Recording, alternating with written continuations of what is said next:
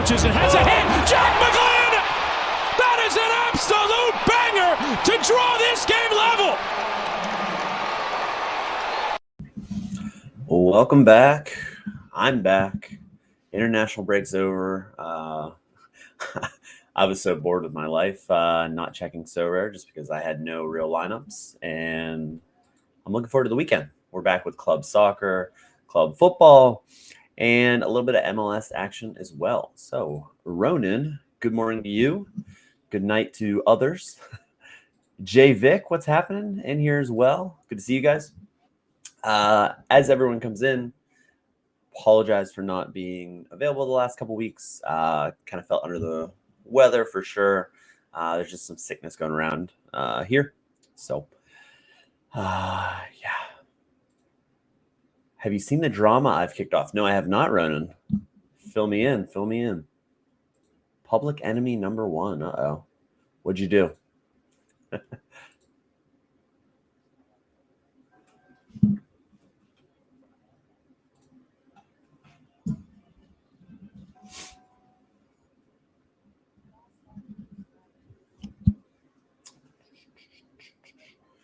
I'm going to put the link in Discord as well to get some other people as we wait here.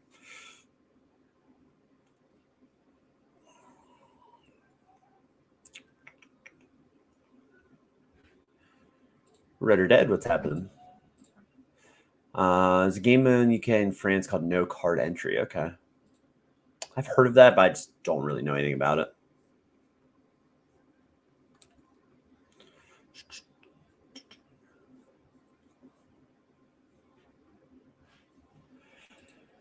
Means you can play so no cards and draft cards that other people own, limited, rare, super, and unique. Oh, that's crazy. Okay.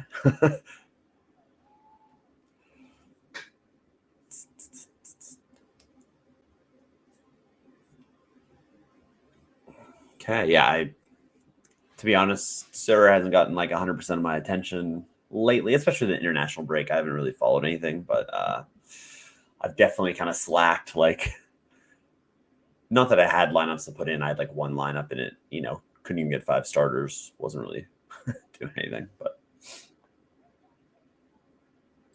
you nearly got banned from Sorare Discord. That wouldn't be the worst thing in the world. Man, that's crazy. That's wild. Interesting. Fabio, what's up? How we doing? Good to see you in here. Welcome back.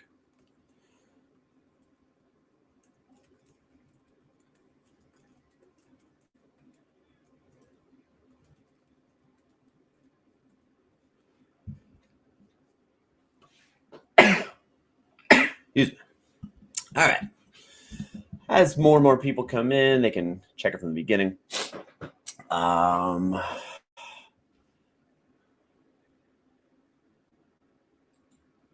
Oh, you're only, that's crazy. I don't really understand any of that, to be honest with you. So you can use other people's cards and you don't use your own. Interesting. Yeah, that's not sure on that one. Oh, regulatory boards in the UK and France, equal chance to win. Okay.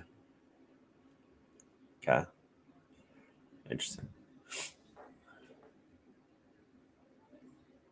No, Brose. Oh, man. I saw it halftime and then he conceded. Man. Good sweat. For you, the big favorite to win MLS Galaxy? I still think it goes through LAFC just because they will have home advantage throughout. I think the Galaxy have a good chance. It's just kind of they had, at home they had LAFC's number. Can they do it at BMO Field? That's gonna be tricky. So LAFC plays Seattle. I'll talk to it obviously about that. Chivas PK. Either tier 2 rare this week with a rare Messi. You don't own any of them? What? Yeah, Denki, biggest signing in MLS history as far as transfer fee. That's crazy. Cincinnati was a striker away for sure. Whenever everyone's healthy, they have a really good back line. Orjano is a stud, you know. You gotta like what they're doing there. Lucho Acosta with him. You know, Lucho kind of tailed off at the end of the year, which hopefully that's not a sign of things to come. They didn't have, you know, they brought in Giacchini. He was okay, but not really a striker. He's more of like a behind at number 9, kind of what he played in St. Louis, behind Klaus, just kind of like underneath Klaus. Yeah, that should be a huge signing. Pretty crazy. Yeah. Signing in Nashville as well. They completely wiped out their midfield. Be very interesting how he kind of fits in there. Let me. So just in case you live under a rock for some reason and you don't know this, this is available in my Twitter link. Yeah, I do think Lucho stay, at least as of now. But you never know. We'll see. You know, there's rumors circulating kind of everywhere that like people want to go here, want to go there. At right now, if I had to call, I would say Lucho stay, but I don't know. When will Evander join Mincy? He's at Vasco da Gama tonight watching the match. So I'd say he's gone for next season, to be honest. So if you live under a rock, we're just talking about Nashville. This is in my bio. I update it. So I try to do something like try to improve this sheet every year. So if you look, 2024, obviously last season, I had this. 2023, you know, I added all this stuff, age, value, everything last season. So try to make it a little bit better every year. But as you can see, as contracts come in, you can see all the decisions on the roster, the new signings. So there's tag Seth, or however you say it, contract length, where they came from, you know, their transfer market value, all that kind of stuff, their age, to see how things are kind of shaping up. I will be updating these pretty much daily. I got to go through and like, you know, rearrange some depth charts, things like that, as far as that. So, yeah, it's kind of crazy. And since Nashville's brought up, Sean Davis is back, but that entire midfield's gone. Nunga, he's gone. Godoy, gone. Yearwood, gone. So Sejdik, gone. So crazy. They just kind of, they're like, yeah, get him out of there. Love it, actually. Just get after it. Reynoso sub again. Godoy declining is a shame. Yeah, Nashville, they're gonna have to make some signings for sure. They don't have a DP spot open, right? Because Walker Zimmerman's a DP. So Surridge and Hani Mukhtar. So it's going to be, you know, they don't have a lot of flexibility for sure.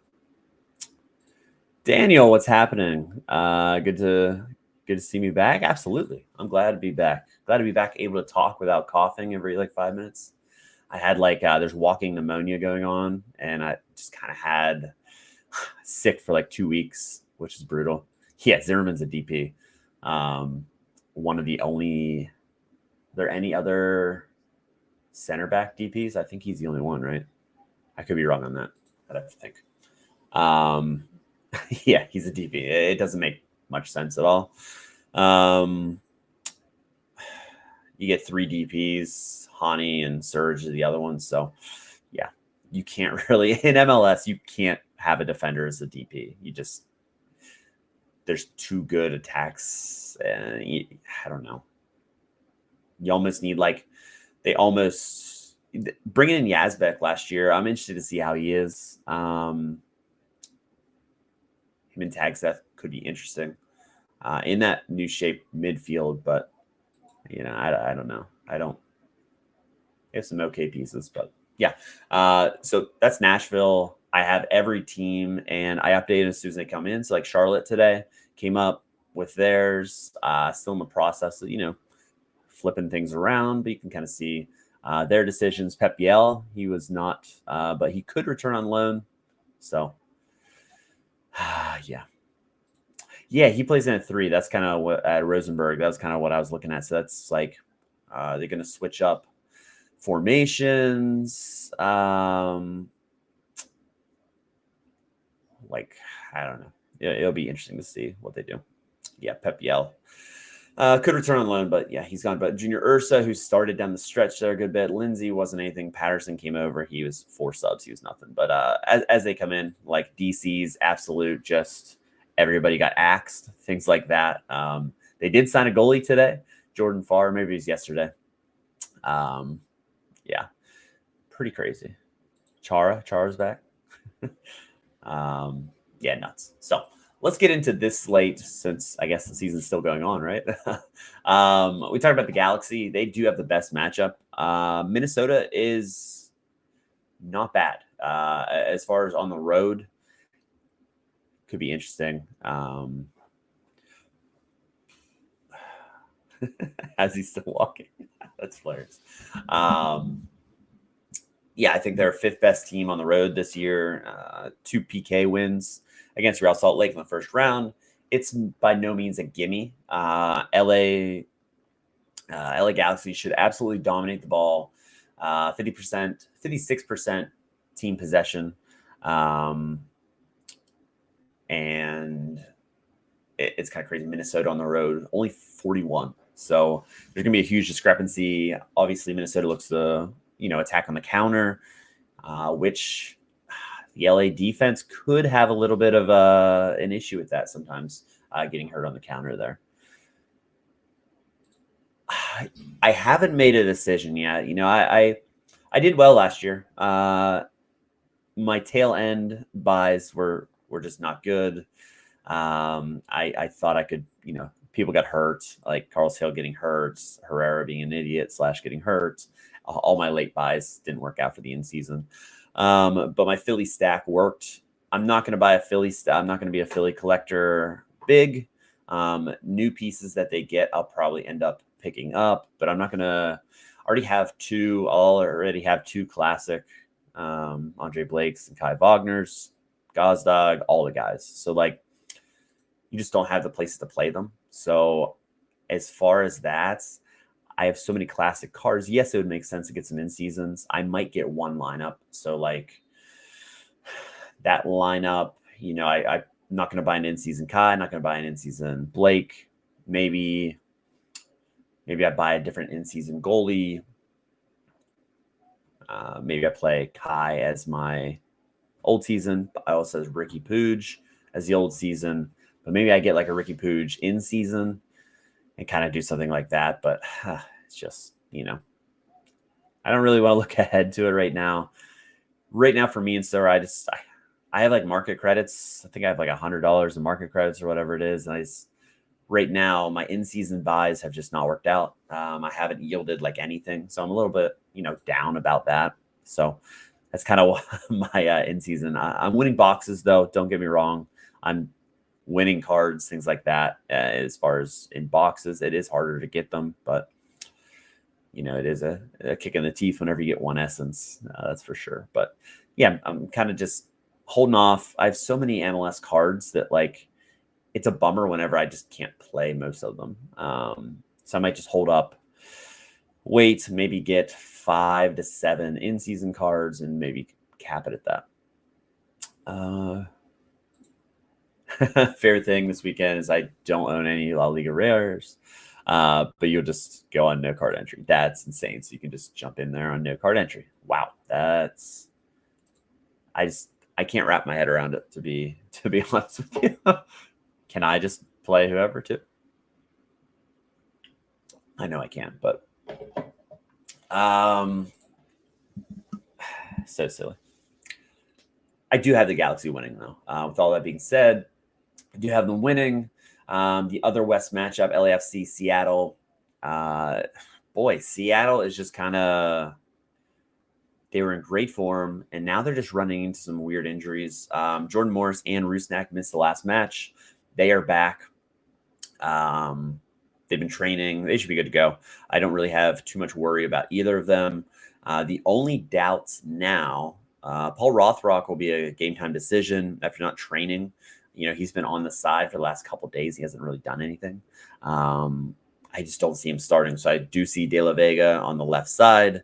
That should push Christian Roldan to the right side where he played most of the beginning of the season. Or we get Minongu, but it probably going to be Roldan. And, I think João Paulo and Vargas make sense in the midfield. The training notes said that João Paulo looked really good in training, so I do think he's going to start. So that kind of makes sense. And the other doubt is Nuhu Tolo. He's not back yet. He's going to be back before the game from international duty, but he's carrying an illness. So maybe that's Baker Whiting coming in to start there. They don't really have too many other covers at left back, but that's kind of the biggest question mark, I would say, is some of the Seattle players. On the LAFC side, we'll get to them as well. Yeah, Fabio, that makes sense. I mean, selling the classics to reinvest it in season for sure. So like I have two Philadelphia Union collections. I just won't sell them. I definitely could. I just won't sell any of those cards. And then the other ones, they've been rewards and stuff, but it's like I have a really hard time, and I should just let them go. But like a card's like $5. I'm just like, I can't list it. I should, because those cards do, stack up. But yeah. Yeah, disengage is a good word. For me, the international break just sucks it all out of me. Like, I just don't have really a ton of international cards, and especially it seemed really dry this international break. So that was kind of my disengaged kind of thing. But at the same time, like with the MLS season coming to, an end, I'm kind of looking forward to new projects. I'm not sure how much I can get into it, but doing a little bit more with RotoWire. We're working on like player cards right now. I'll be doing their player projections this year and the team projections, which I'm looking forward to, but it's, it's a lot of overhead and a lot to do. So looking forward to that. But again, it's, more work, but I do like the off season. I like the off season moves, trying to kind of figure out who's going to be good, who's not going to be good. So I'm kind of ready to be done with lineup predictions for a little bit. And then, whenever the hype for the new season comes, I'm ready again. I get real hyping into it. As far as like my European cards, I think like the disengagement is just because like, I swear anyone I buy just gets hurt or, starts putting up stinkers. So international lover. Yeah. North Macedonia and Kosovo. Oh man. Haiti and Curacao. That is crazy. Yeah. And then we have this break until March. So I think that's why I'm going to be re-engaged. But I was disengaged.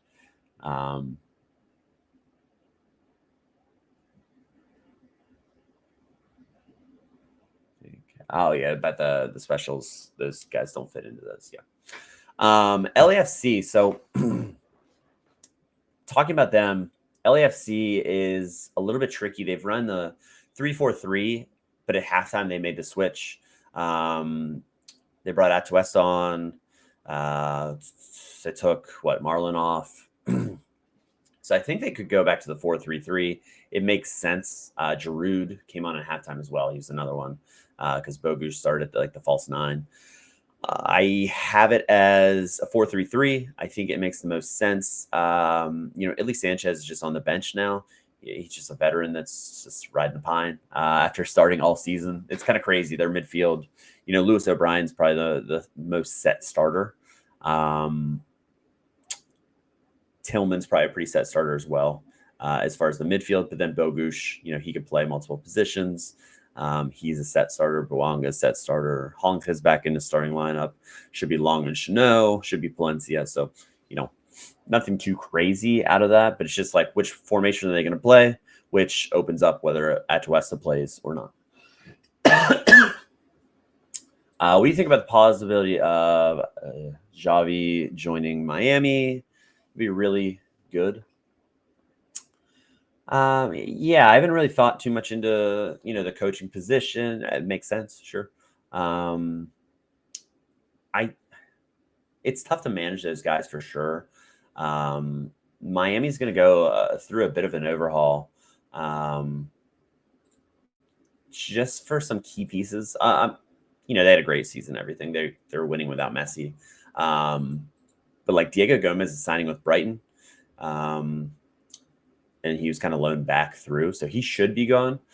You do have other pieces. Gressel didn't even play a minute the last 3 matches. His future, he's signed through 2026 with an option. There's just a lot of question marks there with what they do. Everyone's pretty much under contract that is necessary. Alba has an option. He'll be back. There's no way he isn't, in my opinion. It'll be interesting to see those contract decisions there, though. But yeah, worst superstar signing. Yeah, pretty bad. Just, some people can't hack it in MLS. That's all it is. 1 goal, 20 big chances missed. That's crazy. Yeah, he just hasn't found the back of the net. Carlos Vela signing is pretty hilarious because, he's just not even a part. Like, just kind of off the couch to be with the team kind of thing. I don't know. But in that matchup, I do think LAFC with Boanga, Bogusz, the midfield's a little bit, it is really strong.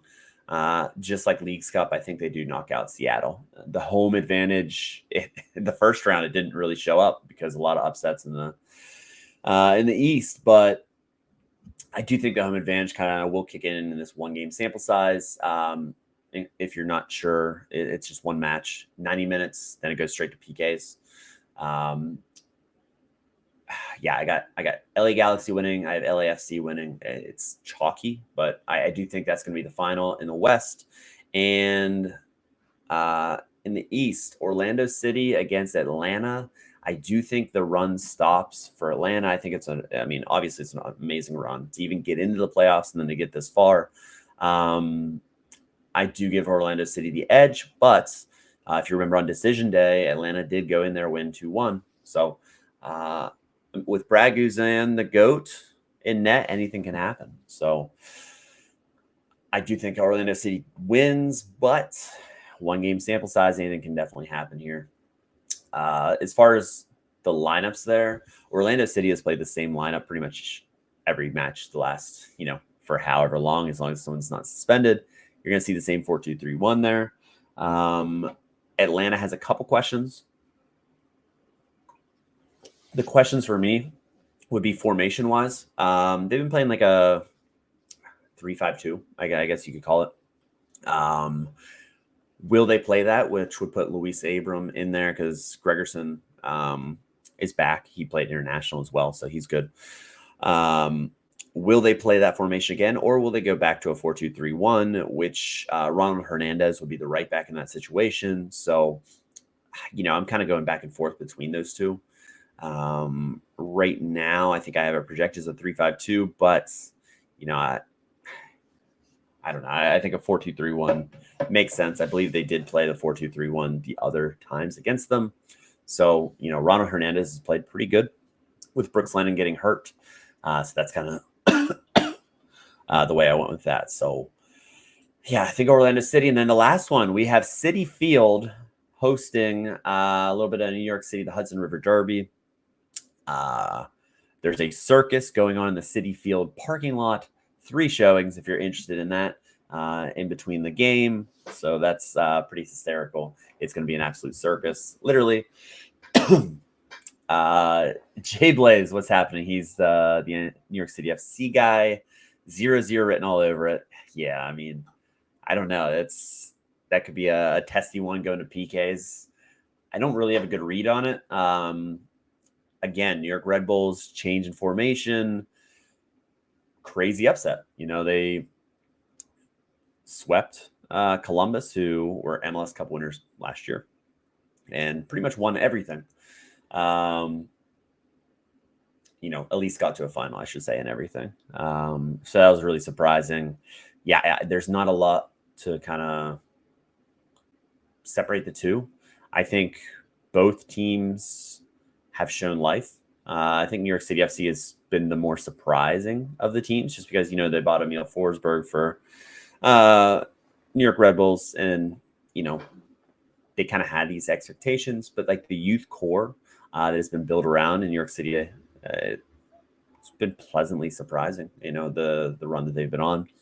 Santi Rodriguez is a Santi Rodriguez holder. I'm really hoping he, I get a couple of good performances out of him left over. But again, as Jay Blaze says, yeah, it does feel kind of weird.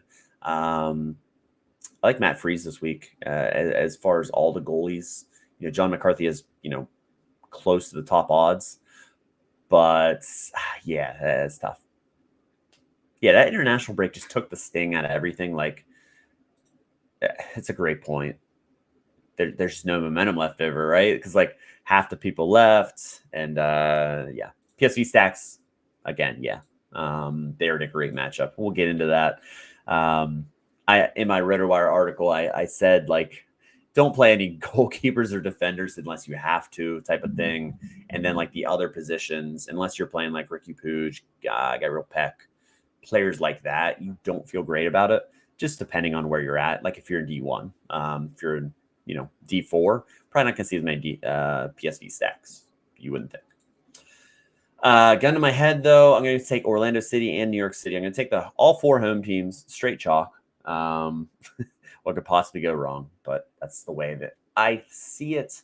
As far as the scoring goals, 1.92 expected for the Galaxy, 1.89 for Orlando City, 1.56 for LAFC, and New York City FC 1.53.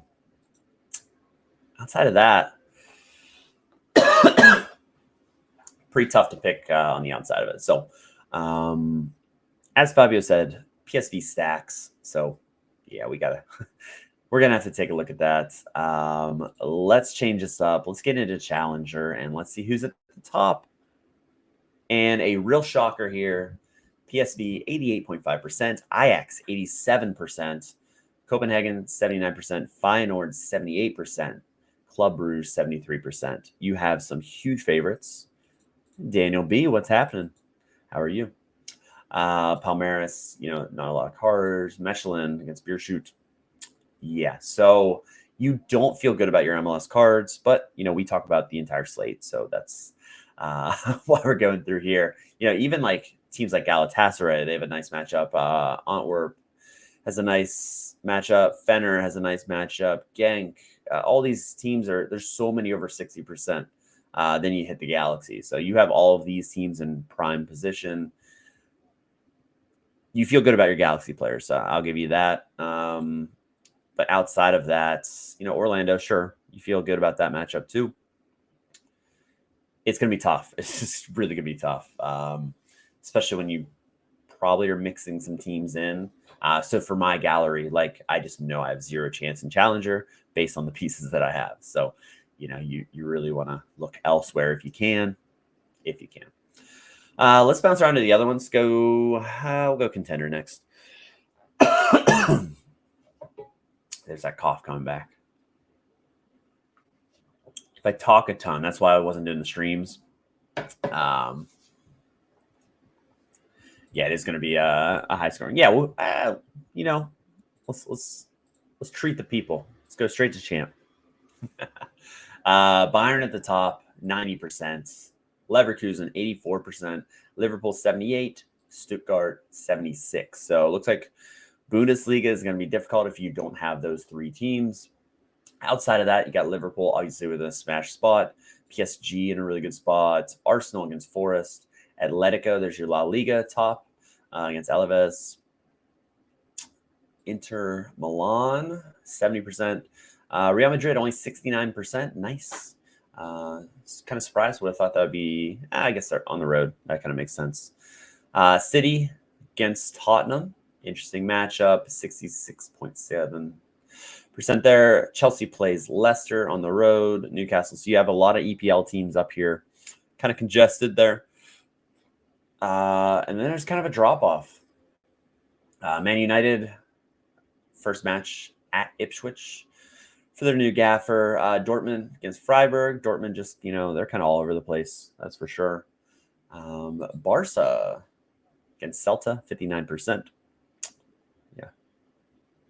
I think every time I've been in the stream, percent of winning a reward in La Liga D1 has been over 100%. Let's see if that's changed at all. So let's get eliminated. Oh, what do you know? 109%. And actually Bundesliga competing as well. 88%. Then you got to drop, excuse me, got to drop to the Prem for 39.6%. Let's see if it's the same in Rare. It is not. Wow. No overlay in La Liga. So people are getting pushed up enough that it's getting there, 68.6%. So things have changed where it's not just you're given a reward every time. So it's kind of evened out there. Under 23, 33%, pretty solid for D1 in that Rare there. I've been kind of doing pretty well with my under 23s, kind of trying to prioritize and get some cards out of that to kind of, either sell. I mean, who sells actually? To kind of bolster my in-season if they're playable. Yeah, Rare is competitive, that's for sure. The Serie A special, I did want to see that 32%. I don't have these cards, but that is a little bit interesting for that special. Cantanasio special, 5.18%. All right. You can do La Liga Rare. That's nice, the other thing. You can just pick D1. That's crazy. That's insane. And let's just briefly go through some contender teams. Rangers up top against Dundee United, Bodo Glimt, Celtic, who would have thought, Sturm Graz, St. Gallen, Zenit, Rosenborg, Rapid Vienna, Grasshopper, Martinez Juniors. Good to see some Argentina in there. Salzburg, Paris FC in the second division. So there's nothing, a lot of teams are going to be fighting against those top teams as usual. In Celtic, it's probably going to be another Celtic game week. They are on the road against Hearts, but I keep forgetting that Rangers has cards as well. So yeah, Rangers have the better matchup there, so it could be a big one.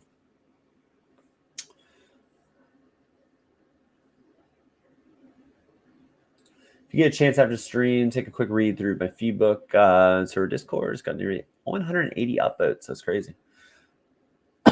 Wow, that's crazy. Yeah, I'll give it a look for sure. I don't usually. Sometimes I pop into the MLS Sorare Discord, but I usually just stay away from there. But yeah, I'll give it a look after the stream for sure.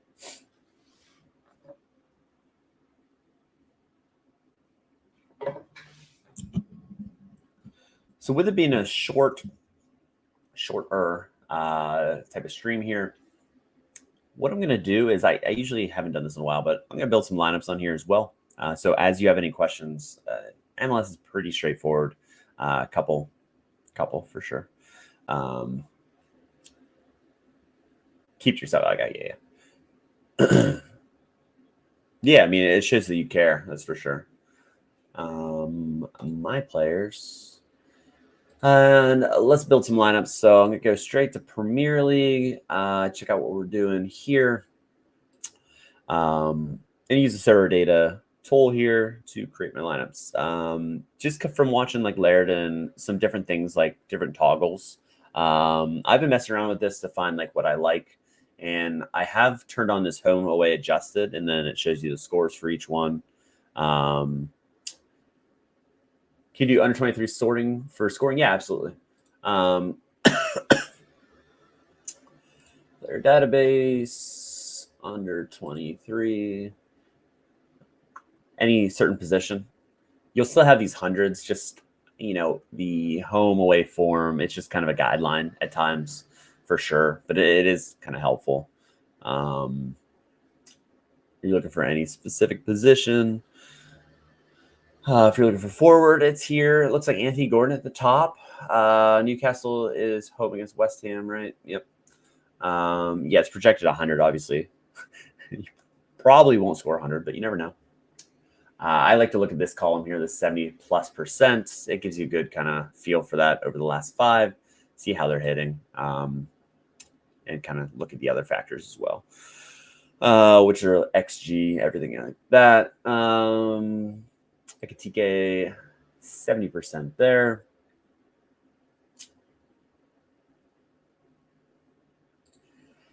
Westerlo and Genstack. Do you think it's worth going to Challenger Division 1? So you are going to be playing against a bunch of PSV. With D1, knock on wood, it's kind of hard to get relegated out of there. You just might not win like the top end rewards, but you'll probably earn a box. I don't hate the idea of running it in D1 as opposed to like more entries in D2, D3. I just think you kind of have a safety net in D1. It's tough to get there. Obviously, you don't want to, lose it, but I don't see it. I don't see it being terrible. Verts is up there. Your kind of usual suspects. Cole Palmer, Alfonso Davies has forward cards. Midfield's always interesting because there's so many options. Oscar Gluck. Johannesson's boy. Some of these interesting. Carlos Baleba, Caicedo. Some of them are definitely surprising. Keith Taylor should be back. Illness. I definitely plan on playing him. Tag Seth. This 999 just means they haven't been predicted. Most likely they won't be in the lineup. Gassingare for Rapid Vienna. Smith Rowe, Lemperle. His midfield cards, really? I just have his forward card. Strykins has been so good. Had him a couple of years ago. Malik Tillman's in a smash spot, 80% to start, but in a smash spot, almost scoring 3 goals. Yeah, going against him is going to be tough. Defender-wise, let's see if I know some of these names up here. Sepp Vandenberg for Brentford. He was a smasher last year. I won him as a reward. He Liverpool player, sold to Brentford. Vardiol, Pep Roulette, good luck. As usual with City players. Lewis Hall's up there. Malagusto, Wrench for Ajax. It's kind of good to see their revival. I'm not an Ajax fan by any means, but them being bad, I feel like is not great for Dutch football. And let's just take a quick gander at goalkeeper, and I'm going to sort by clean sheet. Check out those clean sheets, just to see what's the best clean sheet percentage. All these guys not predicted. So Lamens, I have Lamens. Davidov, what's happening? Lamens. Hadel, I also have. So based on these projections, I have 2 of the top. 123 goalies. That's good to know. Chevalier is there. As far as not projections, sorry. Highest clean sheet percentage. Yeah. All right. Hope that did enough for you there. I always switch it back to PS.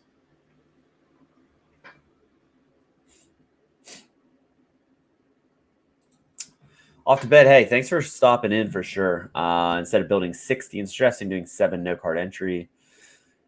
Yeah. Meant to reevaluate. Hey, it makes sense. Good to see you as well. Thanks for stopping in. Anyone want an in-season Lamens Limited? There you go. Probably the best spot he's going to be in. He's actually been really good lately. Back to my lineups. I haven't done a lineup where I'm, actually building and talking as I build. Keep the chat going. If you have any questions, anything like that, you can probably get out of that. But what I do is basically I use this. I cycle it down to whatever we're talking about and kind of go from there. So I use this as a guideline. I basically use all the statistics on Sorare data to better inform me. Obviously you want to have a starter. It's kind of I've been flirting with, thinking of do we go upside or do you go kind of hoping a clean sheet happens? Like Leno, is a clean sheet going to happen? He's 38%, they're 57% to win against Wolves, but Wolves are pesky and they always seem to get a goal. Where, Brentford, They give up goals, that's for sure. But he has the upside to, no clean sheet, conceded 2 against Fulham, on the road, and he still puts up that probably isn't a clean sheet either. No, gave up 2, crazy, just gets a ton of points. So Flecken is as long as he doesn't get the guillotine with Everton, you don't think that's going to happen, but I've been rolling out Flecken kind of in my top lineup just because he has that, he sometimes doesn't do it. That was international. I actually didn't even look. This one. Still solid. Conceded twice against Bournemouth.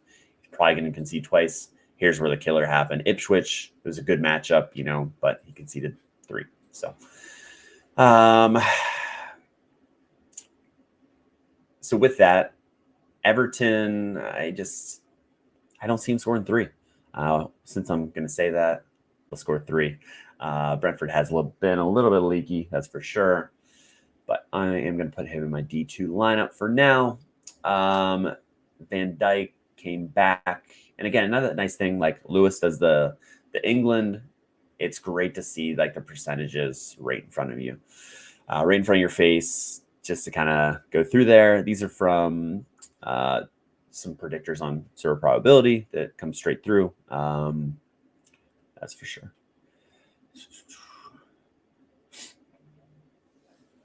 Theo, what's happening? All my predictions are on Sorare Inside and Sorare Probabilities.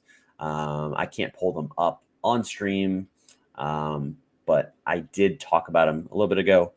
I do see them going back to a 4-3-3, but if you have any individual questions, like individual players, anything like that, I'll gladly answer any of those questions. I just can't pull up my lineup since they're behind a paywall, just because obviously that defeats the purpose of that.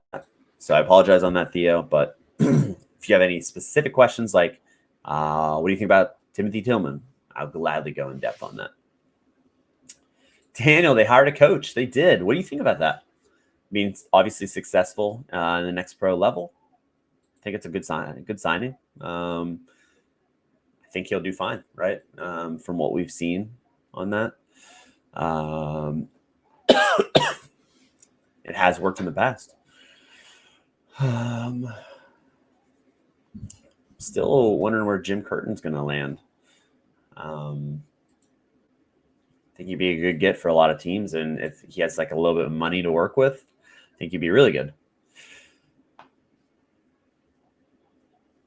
Van Dijk, is he good to go? I know he left camp. I saw he's 80%, obviously.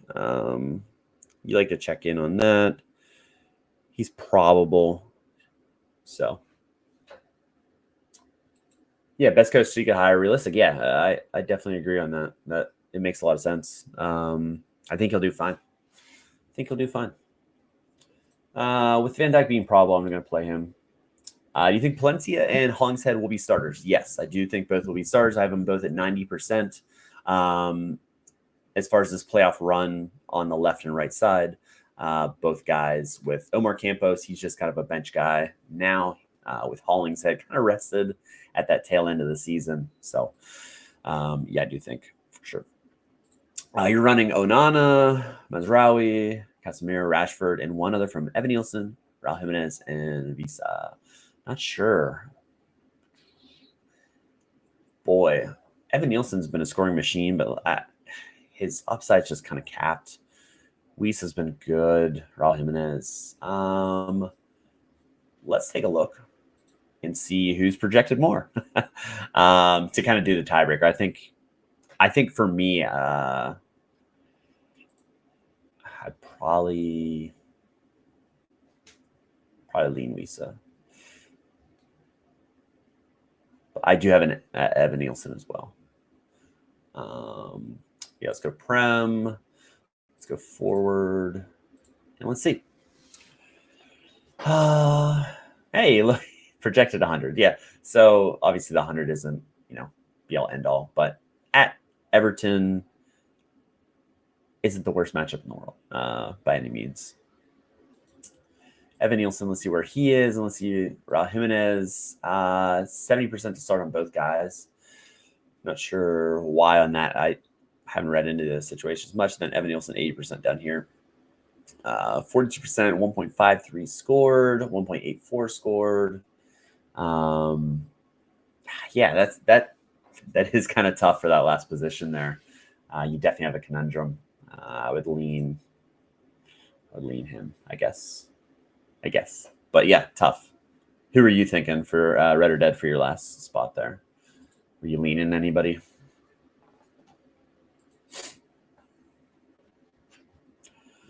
As I kind of touched on earlier, like everyone I bought for in-season cards, like James Madison, you can't even feel good about him starting now. And it's just like, not in this matchup, you don't really want to play him in this matchup anyway, but it's just really disappointing. That was my big money spend. And then he just kind of is dead from literally the match that I bought him. He went off at halftime. So it's never ideal. It seems like Matoma or bust on the road.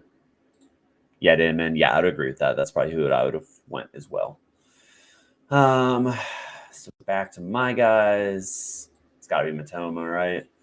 I wish Carvalho would start. Matoma's 60%. I got to look into that. International break, man. International break. You got to hate it.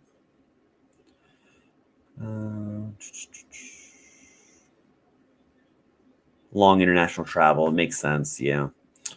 So some definite. João Pedro getting back would be big for sure because I have his in season. But yeah, I'm just midfield, man. I brought Madison in to be, a good one. It's good to put the kid to bed. Let's go. Big win. Thank you. I appreciate it. I had to get a haircut. It was terrible. I'm losing the hair up here. I can hide it a little bit, but we might be. I got that 5 head looking. Might be buzz season coming soon. Yeah, Guzan masterclass again Sunday night. Why not, right? He is the GOAT. He's probably going to get it done. So I'm going to go Matoma. I wish, not this matchup, but I just wish Madison was playable. But he's not. So I don't want to play McNeil against him, which is kind of a bummer. Forwards wise, João Pedro on the road at Bournemouth, and then I have Evan Nielsen as well. It's just this almost would make more sense playing just Champ instead of Prem. Just kind of based on what I can do here, which kind of, when you're building the lineups, you would like to have a solid shot at it. But with this team, I don't know if that's the case. Buemo's probably the guy that I'm going to throw in there instead of playing a forward, even though McNeil gets AA against my Flecken. I'll put him in probably. My Champ lineup, probably. I'd have to guess there. And then maybe we do someone like Anthony Robinson, maybe a Van Heck, maybe even João Pedro. Maybe just throw him in there as like a home run kind of thing. If both him and Matoma start, maybe something good happens against Bournemouth. 70% for João Pedro feels good. Another thing about this view I do like is, kind of seeing he came off the bench. You can see like trajectories, things like that. You can just click on it, see what happened. Does that Man City game, a goal and assist in 25 minutes. Crazy. I still can't believe they beat Man City. But yeah, shoot the moon with this lineup. Might get relegated. That's fine. Captain wise, I don't love captaining a defender, but like Van Dijk can score, especially in this kind of matchup. I wouldn't be surprised as long as he starts that he gets a decisive. So that is saying an 81. It just doesn't feel great. do I put it in D3 instead of losing my possible D2, or do I just stick with it? I'm probably just going to stick with it, hope for the upside. If I get relegated, whatever, it's D3. It's not like I'm winning anything in Prem anyway, other than boxes. So, yeah, that's my thinking, my thought process behind that. Sometimes it's good to talk it out, but at the same time, sometimes it's not good to talk it out because I basically just have no hope as far as, there's just too much risk in that lineup, but it is what it is. So I think I'm going to go to Champ next. I have Stuttgart players for the Bundesliga, but with Leverkusen and Bayern having good matchups, that makes me want to go to Champ instead. And I have 2 D2s, so I feel good about playing D2 with, the cards that I have. So that's kind of what I've been doing lately, and I've been getting boxes and, not winning anything substantial, but at least I'm getting promotions, things like that. So maybe down the stretch here I can win a little bit more, but I was starting in like D4 and everything in season, so we're slowly working our way up. You don't want to. I'm glad I haven't won yet. You'd like to win at the top, so we'll see how it goes. Anyone excited about a certain lineup that you got? There are some really nice matchups. So, like that Man United that Red or Dead has, that's exciting just because they're in a good matchup. High hopes with a new gaffer coming in, have that boost. So yeah, that's. Can Nubel keep a clean sheet against Bochum? Just Bundesliga scares you because he's probably, he's been really good. Don't get me wrong. He's probably like a 40 to 45 if he concedes. Atubolo has been unbelievable against Dortmund. That's an upside play. He's had some great scores, that's for sure. But I'd rather have an in-season goalie so that I can go out of season. Classic card for other. So I guess the question is, do we go Nubel or do we go Leno? Probably going to go to Nubel. Slightly higher in the clean sheet. Leno just being the second group. That's fine. Because that allows me, I have an old season in Millstat, so just kind of makes sense in this matchup. I do have multiple screens going on, so I do check the lineups to make sure that I'm not missing anything. Shout out to all the lineup projectors out there. I know that it can be time consuming for sure, but you do a great service to everybody. That is for sure. It's so hard to just, watch every league and make sure you're not missing any news. So the time and effort that everybody puts in, on these sites is huge. I'm just looking to see if like Undav is going to be available. And Stiller I have as well. So that's kind of a bummer. Undav is seriously injured. Probably won't play another ahead of the winter break. Yeah, that's bummer. Steelers doubtful. So yeah, it's a shame. This is a great matchup, but Stuttgart boys, that's kind of another reason I'm not going to Bundesliga. But we can go classic Middlestat. So that stack, if they keep a clean sheet, it doesn't really matter for Middlestat, but obviously you want that. I can play Amiri against Holstein. Yeah. Which makes a lot of sense.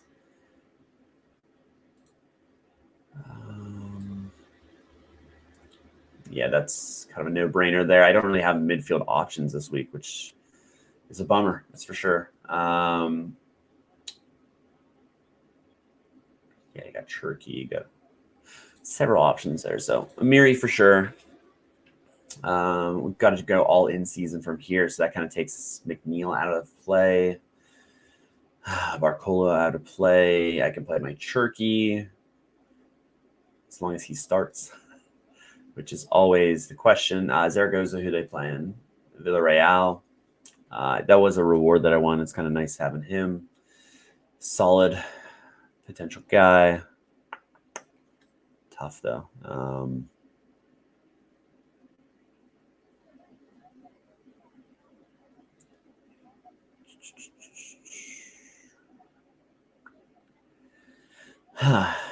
Yeah, this in-season look is just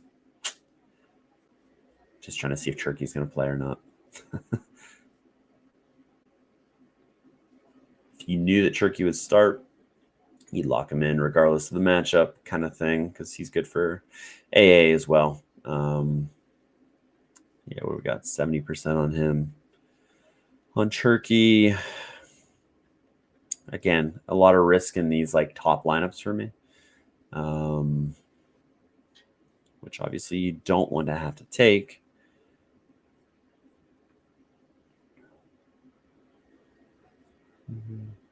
Yeah, I'm gonna go Turkey. Can't leave him out. It's too good.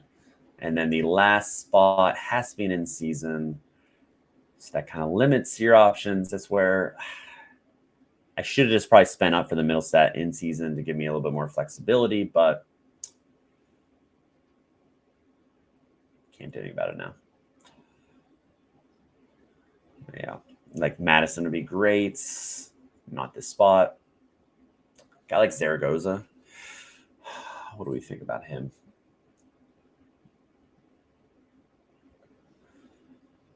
As far as my in-season guys, Ekatike.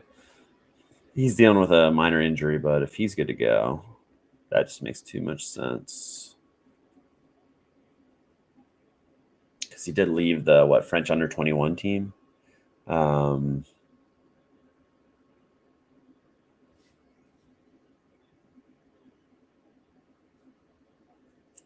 gonna put him in there, and then tomorrow I'll monitor to see if anything comes out. So yeah, let's go Ekatike.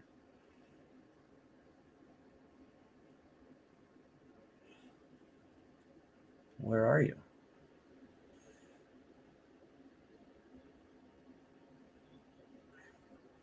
I know it says 80% there. But for the time being, I'm going to put him in there. Then middle stat, I think he's going to have a smasher. So, yeah. At D2, that's not great, but it's what we're working with. That's what we're working with. So at this point, do you go another in-season? Halligan, what's happening? Sold all your European Challenger cards after Miami. I can't believe that, man. Go again next season, yeah.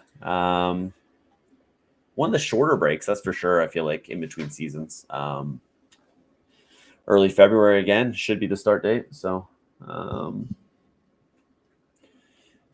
yeah, we go again. I just can't believe that props to Ryan's Atlanta side that got that done. I just never would have thought that was going to happen, which is kind of crazy.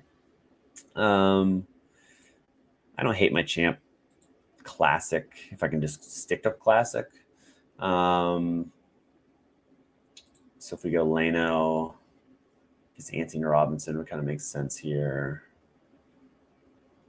It's not a lot of great matchups outside of that. But midfield, I still.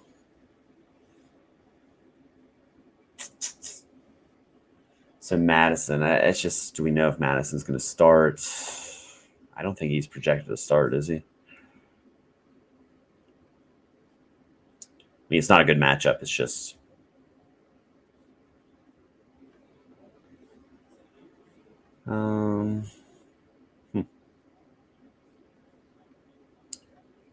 Not finding a lineup.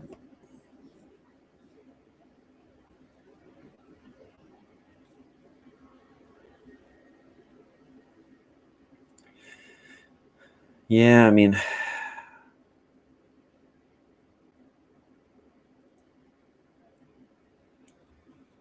there's a lot of questions, but it's just a shame that he's splurged on that card and then wasn't even able to use it. I think I used it. No.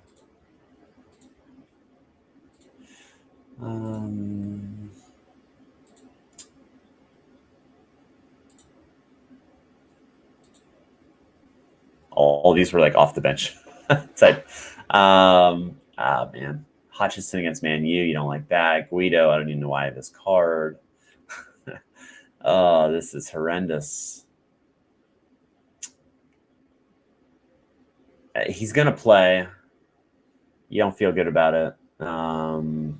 Let's drop this down. Go 3. A box would be fantastic. Yeah. Isn't that the truth? Just not great cards. It's just went all in on the midfield position with him. But this does allow us to play Dwight McNeil. And I'm going to be saving Barcola for under 23.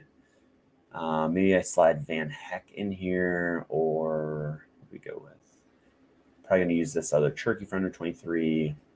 Evan Nielsen, actually. I'm going to slide him in there against Brighton. And then Captain McNeil. Ricky Puig and Danny Bouanga should be safe starters. Ricky Puig more so because Bouanga did have to travel with international duty, but playoff spot, yeah, they're both safe starters in my opinion. 90% on both. Yeah,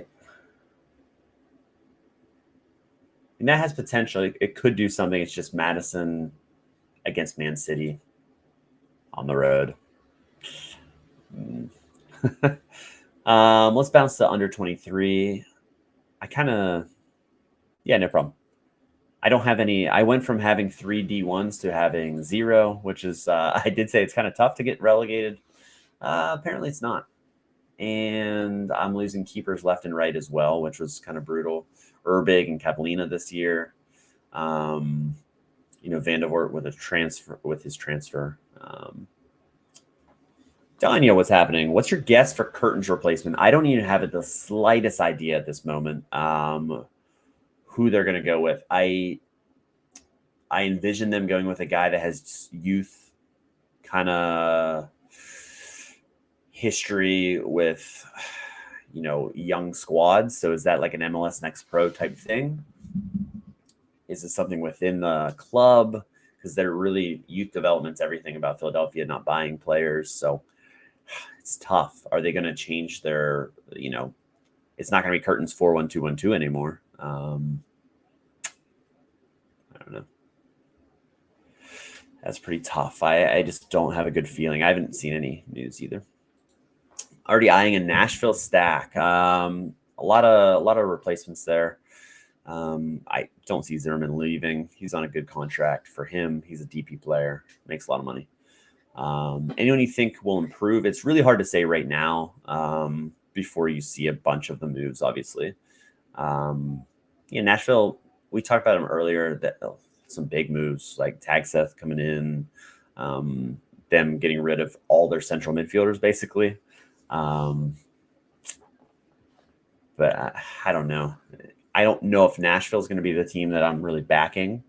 Like Schaffelberg, whenever you see him on Canada, you're like, man, this guy should be good in MLS. But I don't know. Yeah, USL or MLS Next Pro is definitely probably where they're going to come from for Philadelphia.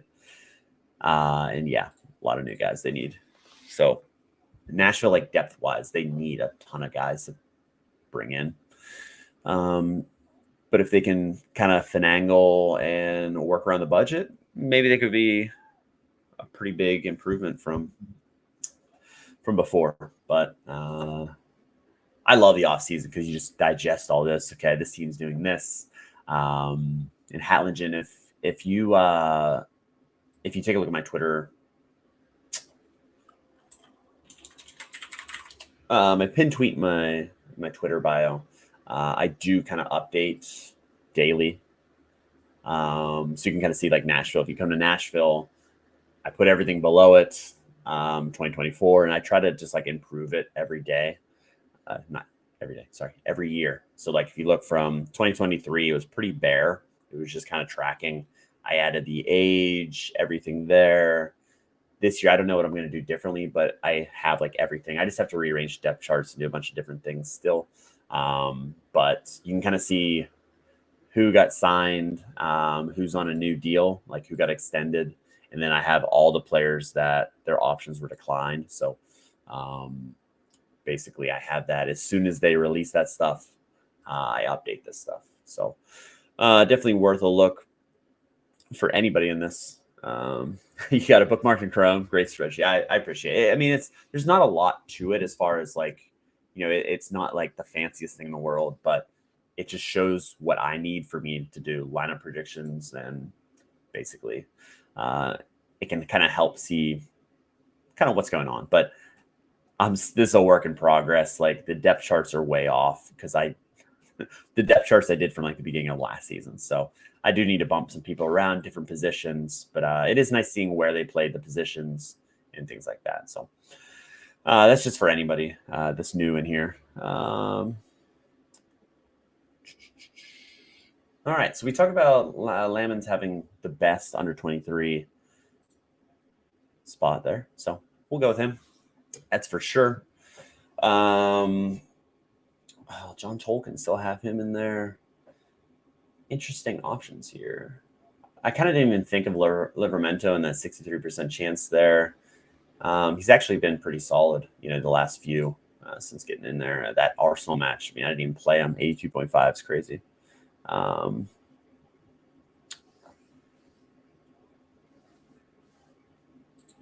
Yeah, Huit's great. Also releases all the player contract decisions. Nice, yeah. He's probably I'm not a Patreon member for his, but as like the Patreon guys from the MLS community, he's got to be the top guy. I apologize if I don't know any of the other ones, but just from I talked to him and stuff from like Play Sharper days and stuff. But he's one of the good guys in the MLS community, that's for sure. So definitely take a look at him if you don't already. Where to even start here? I have a lot of options. It's just where are we going to go with them? Just make sure no one's hiding down here. I was really hoping De Kuiper would be okay, but you're not going to risk him. He probably won't start anyway.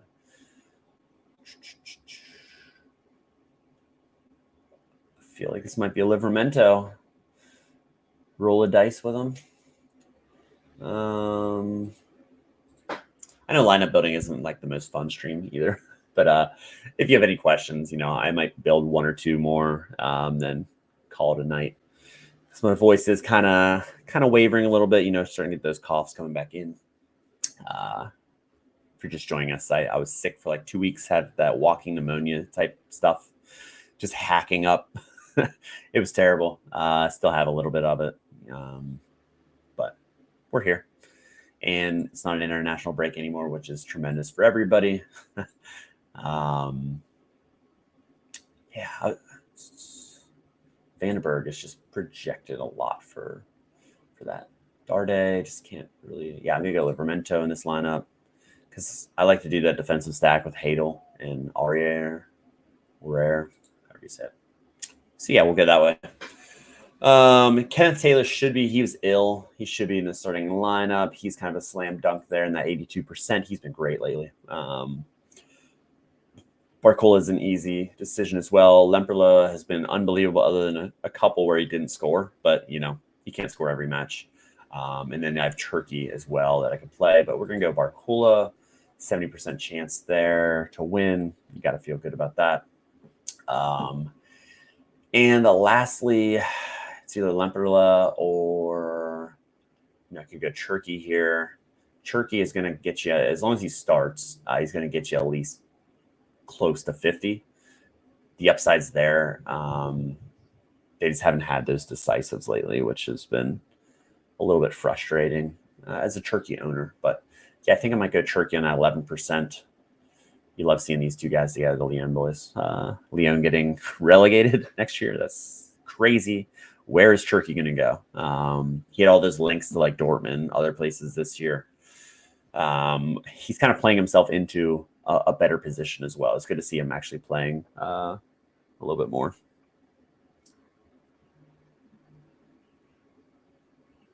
This, I don't know if anyone watches pro football, NFL, but this is an absolute wild game. The Pittsburgh Steelers and the Cleveland Browns.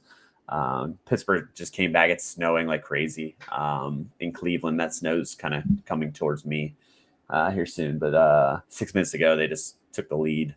I just kind of out of the corner of my eye watching it. I'm definitely going to watch like the last, they got 6 minutes left to go. So I'm going to build or maybe kind of wrap it up to watch the end of that game.